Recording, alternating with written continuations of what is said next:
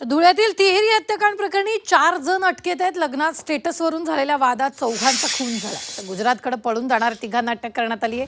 चिथावणीखोर स्टेटस ठेवणाऱ्या अनिल गोसावीला अटक करण्यात आली आहे. जिल्ह्यातील पिंपळनेर शहरात झालेल्या तिहेरी हत्याकांड प्रकरणात पोलिसांनी 4 जणांना अटक केली असून यांच्यात विवादास्पद स्टेटस ठेवणाऱ्याला अटक करण्यात आली आहे. तर 3 आरोपींना पोलिसांनी कालच अटक केली होती. चौथ्या आरोपीला गुजरात राज्यातील सोनगड इथून अटक करण्यात आली आहे. साक्री तालुक्यातील पिंपळनेर शहरातील बिजासनी कॉलनीत राहणाऱ्या विजय गोसावी यांच्या मुलीचा विवाह सोहळा होता.